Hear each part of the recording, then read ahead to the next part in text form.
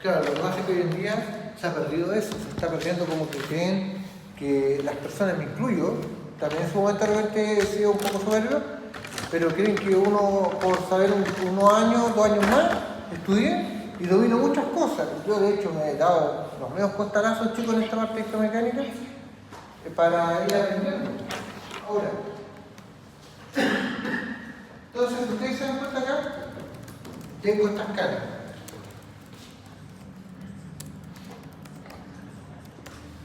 En la escala 1, tengo cuando el alumno tiene poca información y tiene poco conocimiento. Cuando yo contrato a un chico de 1 año de experiencia o un memorista tiene poco conocimiento. ¿Y qué pasa si tengo poca información? No hago nada.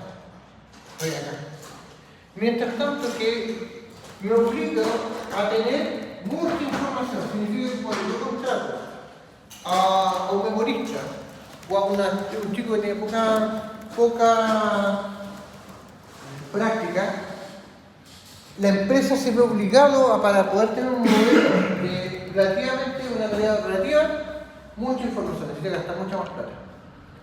Pero por ejemplo, si contratan a Dumudo, él va a estar ahí. ¿Por qué? Porque él tiene mucho conocimiento. Entonces, con poca información, pueden hacer más que con alta información y poco conocimiento. Entonces, lo ideal es estar acá, tener mucho conocimiento y mucha información. Ahora, si ustedes quieren generar una propuesta de diseño de sostenimiento, ahí tienen la metodología de análisis. Y si ustedes se dan cuenta acá, esta es la metodología. Si a mí me contratan para hacer un diseño de sostenimiento, tengo que trabajar con 3 tipos de modelos. Es una condición empírica, analítica y numérica. Entonces, si yo trabajo con la metodología de análisis empírica, ya la conocen ustedes. ¿Y para cuándo se aplica una condición empírica de diseño? Cuando el porcentaje de formación es menor a 1%, ¿de acuerdo? ¿Cierto? Cuando yo le decía menor al 1%, lo dije en la clase la semana pasada, cuando el porcentaje de la curva de fuerza de formación está por debajo del 1%, el cerro es elástico. Y cuando yo tengo una condición elástica, se utiliza la clasificación geomecánica. Cuando yo utilizo, lo dije y ayer también lo comenté. Entonces, si yo tengo una curva fuerza de formación, significa que en esta curva fuerza de formación, yo acá tengo, esta es la condición PIC. Entonces significa de que uno dice que el cerro es elástico cuando el porcentaje de deformación es menor o igual al 1%. Es plástico cuando el porcentaje de deformación es sobre el 1%. Por ende, dentro de eso, yo tengo que, si es plástico y el porcentaje de deformación se encuentra mayor del 1% y menor a 2,5%, yo digo que yo puedo generar un modelo 2D. Pero se justifica generar un modelo de análisis tridimensional si la condición es plástica y el porcentaje de formación es mayor al 2,5%. Entonces significa que ustedes se preguntarán, profe, ¿y cómo calculo las deformaciones? Con instrumentación geotécnica. Entonces nosotros colocamos cinta extensométrica y con esa cinta extensométrica vemos cuánto es la deformación que ha alcanzado la galería una vez que se construyó.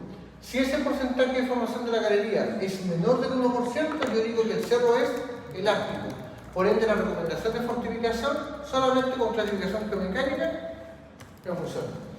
Pero si yo llego y veo que el porcentaje de formación está sobre el 1%, yo tengo que hacer 2 clasificaciones.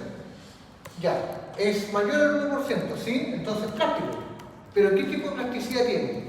Si el porcentaje de formación es mayor del 1%, pero menor al 2,5%, yo digo, yo puedo utilizar un FACE, un análisis tridimensional o cualquier tipo de software bidimensional, porque el evento no es complejo.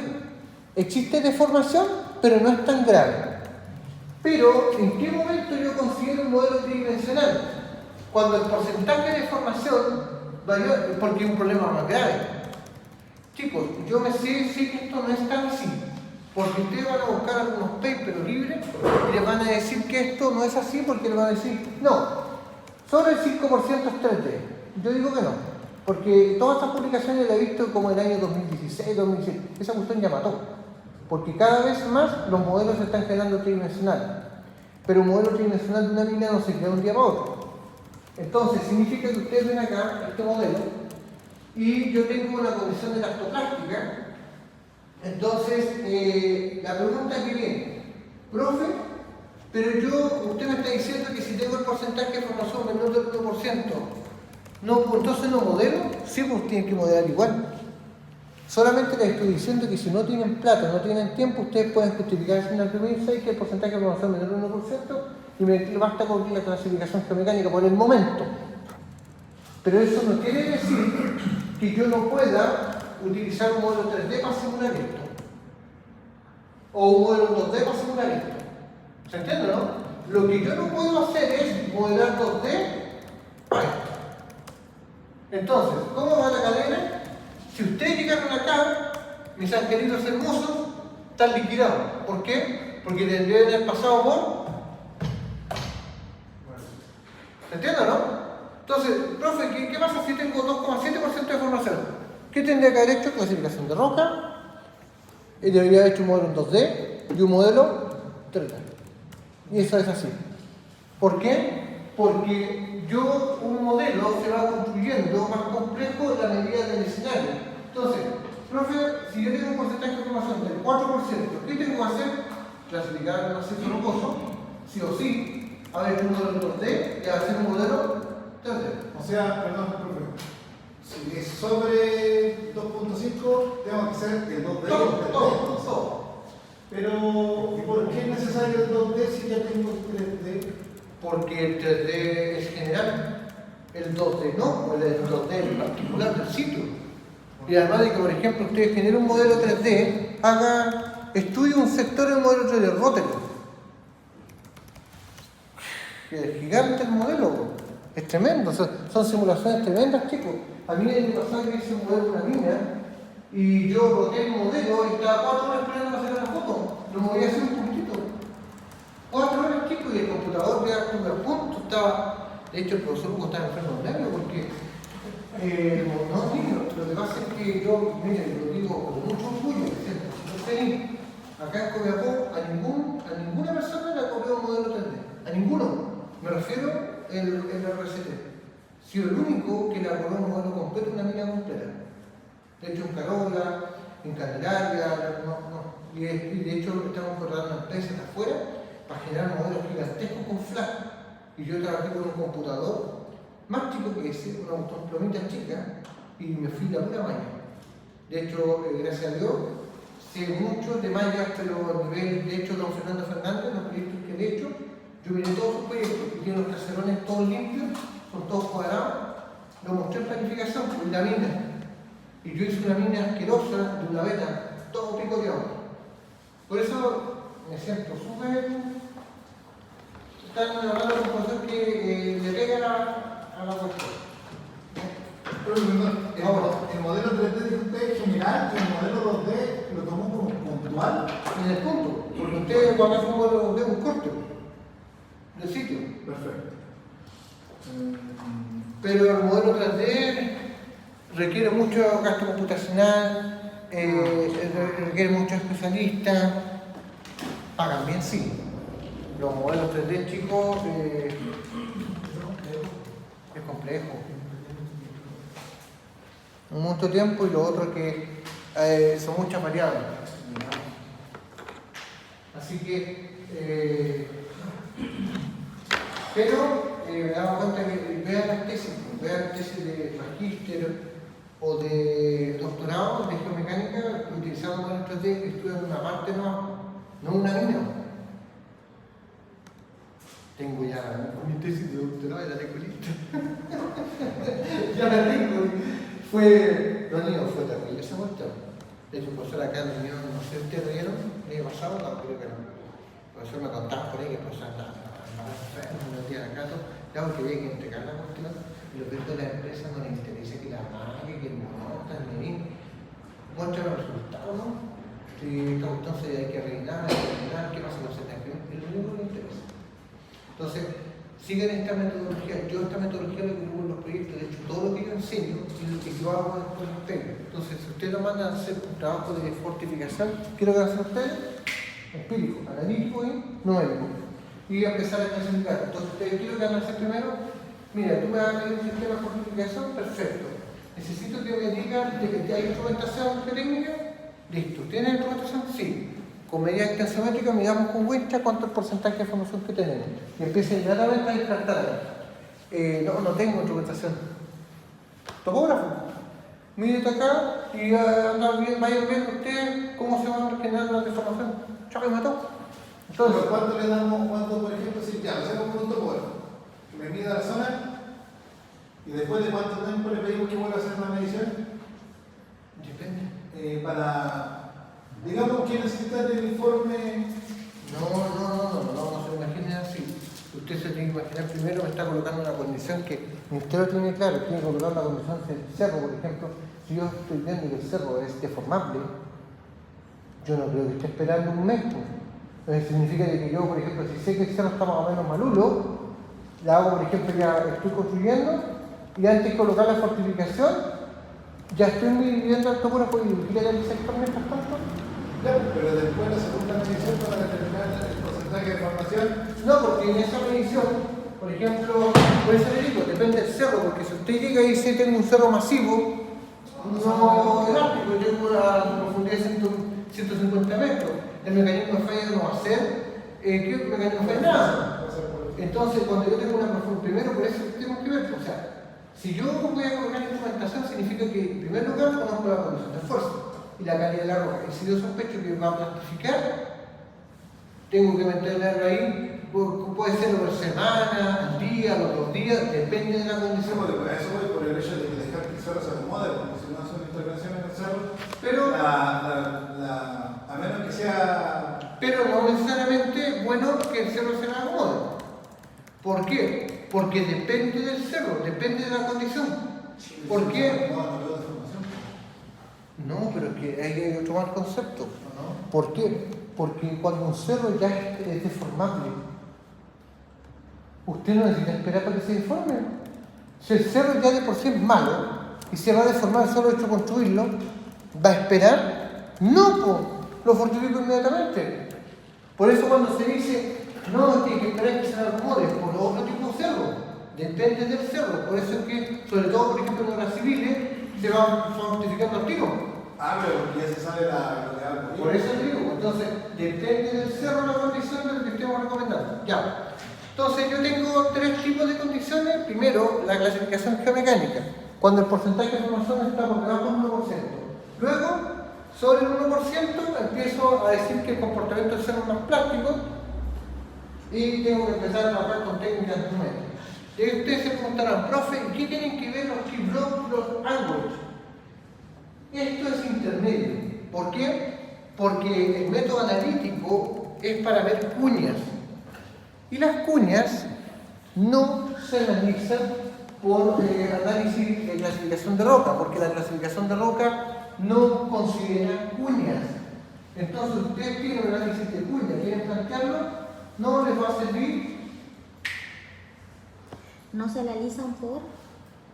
La clasificación de roca, ¿para qué tipo de macizo es? De atrasado. De atrasado. Esa es la definición de un macizo rocoso de atrasado, la clasificación de roca. Pero díganme ustedes, ¿considerar las cuñas? ¿Hablamos de cuñas cuando estamos hablando de la revera y el cuñarto? No, por eso las cuñas se analizan aparte.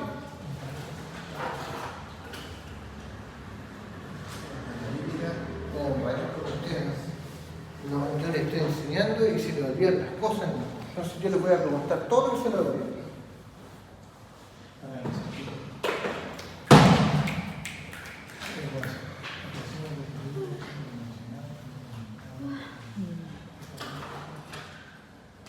Entonces ahí ocupamos DIP, Face2, ¿Dónde? en la parte analítica para No, analizar la Android, que es un software de cuña. Pero no sirve el otro. El Face, Face2 o el DIP. el tip, que sea el tip es para acá. ¿En serio? El numérico, Face. Análisis tenso de información. Y el Face no se mete en un carrito en el analítico, entonces no lo puede utilizar. El analítico es una técnica geométrica. El Face es una técnica numérica, de análisis tenso de información, son cosas distintas. Ya, déjame ver. Todo eso lo tenemos que ver en mecánica de roca. Y eso todo entra en la prueba. En la prueba, en la segunda prueba está DIP, Android, Face, todo eso se hace en la prueba. ¿Tienen 2 horas para hacerlo? Todo, no, se lo han puesto todo. Entonces significa que la segunda prueba yo les paso un caso que le aplica clasificación de roca, análisis de sostenimiento, cable, todo. 2 horas, 2 horas y media y mató. No tiene para más. Entonces eso quiere decir que después ya con todo esto van a llegar a una empresa, se fue, mató. Salimos bien. Y esto yo creo que en un año más esto va a estar más automatizado. Si nos damos cuenta, porque póngase a pensar, porque estamos viendo pernos. Usted perfectamente, los pernos yo no los veo con ese detalle, sino que me voy al mecanismo. Porque los pernos toman un catálogo de ver. Si no necesita, o sea, hablar de qué tipo de perno sí, y para después, y cómo falla. Pero las especificaciones técnicas, catálogo. Ahora, miren acá, si ustedes se dan cuenta, yo tengo 3 métodos, el empírico, el numérico y el analítico. Pero también la clasificación de roca no considera deformaciones. ¿Considera deformaciones en la clasificación de roca? No, porque usted las mide. Esas son cosas que ustedes tienen que tener claras. Por eso que la clasificación de roca para qué tipo de ácido rocoso funciona. Elástico. Cuando la deformación no son, usted me va a decir, pero profe, ¿y el cuevarto? ¿Y qué tiene el cuevarto? Si considera el valor, está bien. Pero lo mide, lo ve, no está como un valor. Entonces, la clasificación de roca no sirve para grandes deformaciones. Tampoco sirve para análisis de cuña. Esas son las 2 cosas. No puede dejar. Ya, eso es. ¿Cómo? No me lo estoy tratando todo con colera. ¿Le pasa el chiquito? No, no, voy a colocar el chalequito bien. Los niños pesa la verdad. ¿Por qué creen que me acomoda acá un poco la columna? Si también la columna. Ya. Entonces, fíjense. Yo tengo 3 metodologías: empírica, analítica y numérica. ¿Ya? Debo decir, chicos, esto es como comentario, que me he esforzado todos los semestres en enseñarles estas técnicas y la diferencia uno con respecto al otro, después me entero por el otro lado, que los mandan a memoria, y uno ubica a las personas. Oye, tú le hiciste clase, ¿cierto? Sí. Dicen que esto nunca lo vieron. Entonces, es que estas cosas, chicos, no es como otra materia. Esto es pan de calidad. En la mina la fortificación no se ve algo puntual, en un escenario que usted le va a reemplazar un Excel y chao.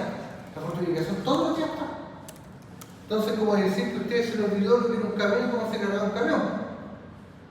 Y esto no es como el camión, porque el camión ya se está automatizando. Esto es el pan de cada día todos los días, sobre todo en sus áreas toques. Ya. Entonces yo tengo el método empírico, el analítico y el numérico. Iván, Profe. necesito que me diga en la clasificación de roca, ¿qué problemas tiene? ¿Qué no lo consideran? ¿En la clasificación de roca? ¿Sí? ¿Para qué no sirve? ¿Para qué está limitado esa clasificación de roca? Lo comenté recién. ¿Me analiza cuña? No. No, es una limitación. Segunda, grandes deformaciones, ¿puede medir? No. Tampoco. Otra limitación, entonces tiene que tener claro eso. Entonces, el empírico para hacer trabajo elástico sin cuña. Si tengo cuña, me obligo a utilizar algún tipo de método analítico. Y el método numérico Sirve para calcular esfuerzo de sí de formación. Ya los textos de la planificación subterránea vieron esta materia.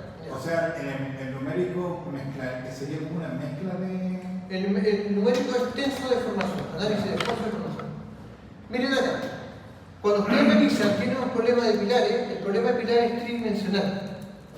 Los pilares son tridimensionales. Entonces, otro problema, la clasificación de rocas no funciona para cruces de galería, tampoco sirve. Y en segundo lugar, la clasificación geomecánica tampoco sirve para análisis de pilares. ¿Por qué? Porque los pilares son problemas tridimensionales. ¿Estamos? ¿Cómo? Que los pilares son problemas tridimensionales. Y los cruces de galerías también son problemas tridimensionales. Porque la clasificación de roca me da una dimensión de galería, una, el juego de orto. 6 por 5, 10 por 10 no le coloca, pero no analiza cruces. Tampoco analiza pilares. Entonces, eso es lo que yo tengo que ver. La clasificación de roca es un modelo para clasificar globalmente el macizo rocoso, pero no me está dando especificaciones técnicas de la galería. Dicho esto, don Fernando Fernández hizo esto. Esto se refiere, profe, por el tipo de cambio de fortificación que uno... No, quiero que haga la clasificación de roca. Clasifica el macizo, pero le dice dónde cruza. ¿Cómo es el macizo rocoso en ese punto? No, estoy diciendo, analiza cruces. No, analiza el macizo en general. Por eso le digo, no analiza cruces, a eso me refiero. La clasificación de roca es un parámetro de cerro, pero no es un parámetro de diseño. No analiza el diseño propiamente tal. Ahora, miren esa imagen que está ahí. Esa imagen es que ustedes nos mandan a hacer una regla. Entonces significa ejemplo de aplicación a cualquier tipo de problema geomecánico. Si yo tengo poco tiempo, ¿en qué momento yo aplico la metodología de clasificación de roca? Poco dato, poco conocimiento, tiempo poco, recurso computacional no tengo. Clasificación de roca. Si yo tengo una cantidad de datos suficiente, conocimiento escaso, suficiente, analítico, un ángulo. Pero si yo tengo todo, numérico. Y si tengo más de esto, 3D. Entonces, ese es el problema que tenemos acá.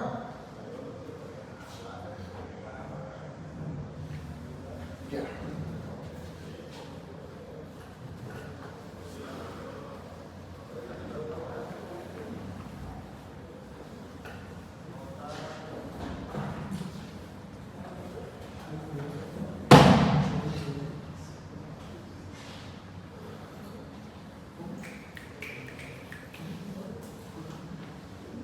Son la hora 11:20, ¿cierto? Ya chicos, vayan a un break.